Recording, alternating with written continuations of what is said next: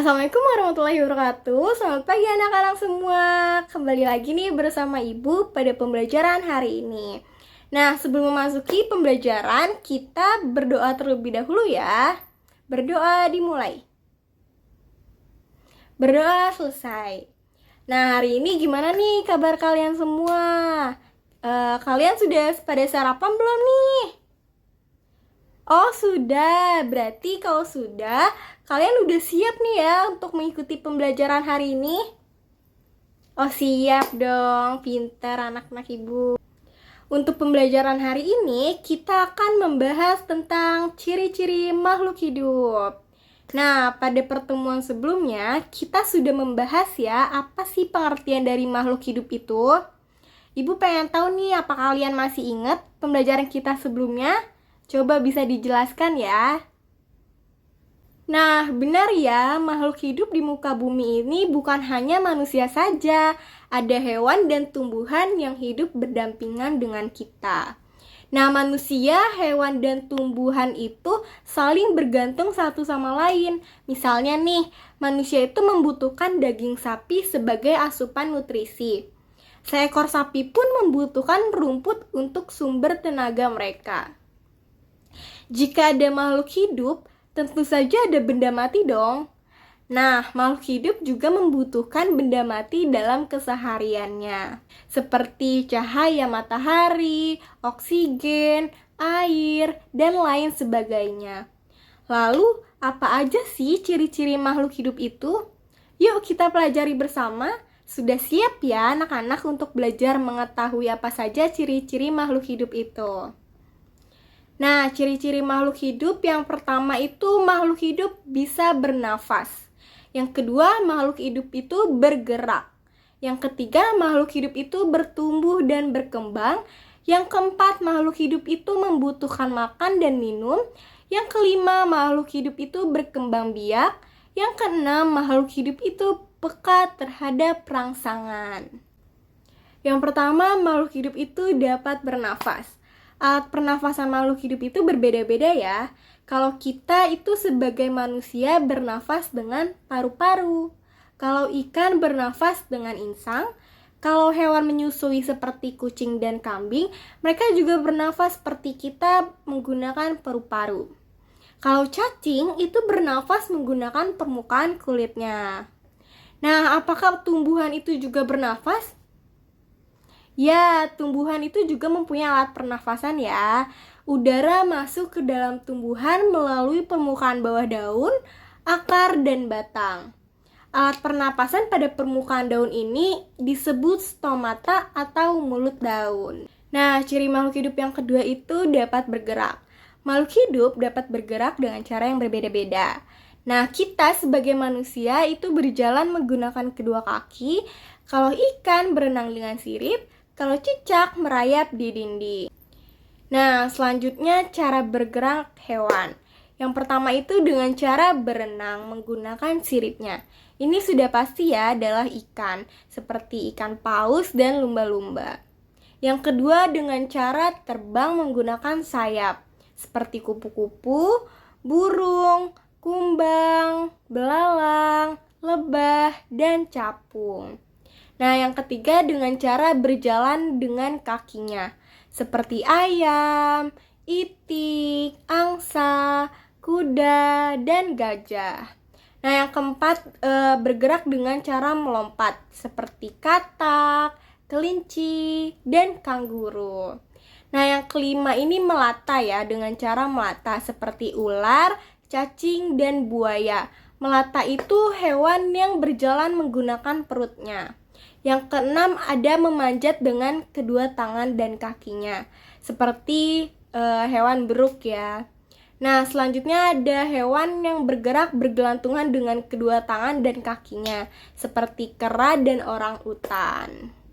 Nah, apakah tumbuhan juga bergerak? Bagaimana gerakan yang dilakukan tumbuhan?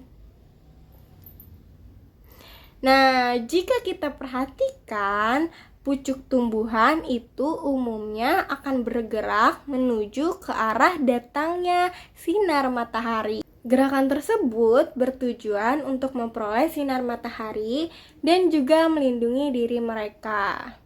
Nah, apakah anak-anak sudah pernah menyentuh daun putri malu? Nah, di daun putri malu itu ia akan segera mengatup jika disentuh ya. Demikian juga jika udara di sekitarnya itu dingin atau pada saat malam hari. Jadi, daun putri malu itu mengatup jika kita sentuh dan pada saat udara dingin. Nah, contoh lainnya itu ada bunga matahari. Bunga matahari bergerak sesuai dengan arah datangnya sinar matahari. Kalau di pagi hari, bunga matahari itu akan menghadap ke arah timur. Kalau di siang hari, bunga matahari itu akan menghadap ke atas. Dan pada sore hari, bunga matahari akan menghadap ke barat. Nah, ciri makhluk hidup yang ketiga itu dapat tumbuh dan berkembang. Tumbuh itu artinya bertambahnya ukuran tinggi dan beratnya. Sama halnya seperti manusia ya, kita dari bayi itu akan tumbuh menjadi balita, lalu tumbuh menjadi anak-anak, lalu tumbuh menjadi remaja, dan akhirnya tumbuh menjadi dewasa yang dimana kita bertambahnya ukuran tinggi dan berat kita. Nah, contoh selanjutnya itu seperti tumbuhan ya. Tumbuhan itu dari biji, lalu ia akan tumbuh sehingga akan menghasilkan buah.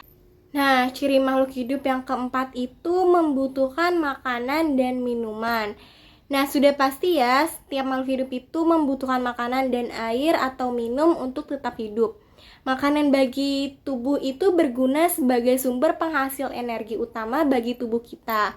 Jika makhluk hidup itu tidak makan dan minum, maka bisa menyebabkan kematian karena tidak mempunyai energi atau tenaga untuk hidup.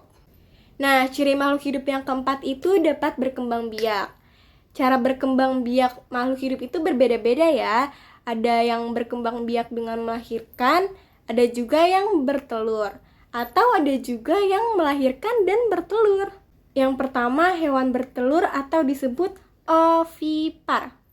Kelompok hewan ini berkembang biak dengan cara bertelur. Hewan yang berkembang biak dengan cara bertelur banyak macamnya ya, seperti ikan, ayam, dan itik. Yang kedua itu hewan beranak atau disebut vivipar. Kelompok hewan ini berkembang biak dengan cara beranak. Ciri hewan beranak yaitu induknya mengalami proses melahirkan, seperti hewan sapi, kuda, kambing, kucing, lalu gajah, dan lainnya. Yang ketiga ini hewan bertelur dan beranak atau disebut ovovivipar.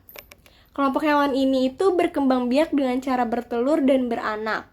Proses bertelur dan beranak ini berlangsung secara berurutan. Nah, contoh hewannya itu apa aja? Yaitu seperti kadal, ular, ikan hiu, bunglon, kuda laut, dan ikan pari. Nah, ciri makhluk hidup yang terakhir itu peka terhadap perangsang. Kepekaan makhluk hidup terhadap perangsang ini berbeda-beda ya. Kalau kita melihat sinar matahari atau sinar yang menyilaukan mata, kita akan dengan cepat menutup mata. Nah, kalau daun putri malu itu akan menutup daunnya jika disentuh. Lalu landak dan kaki seribu itu akan menggulung badannya jika disentuh. Dari ketiga makhluk hidup yang ada di bumi, manusia itu adalah makhluk hidup yang paling sempurna yang diciptakan oleh Tuhan. Nah, maka dari itu, kita sebagai manusia yang diciptakan paling sempurna, kita jangan lupa untuk selalu bersyukur ya anak-anak. Sekian dari saya, kurang lebihnya mohon maaf. Wassalamualaikum warahmatullahi wabarakatuh.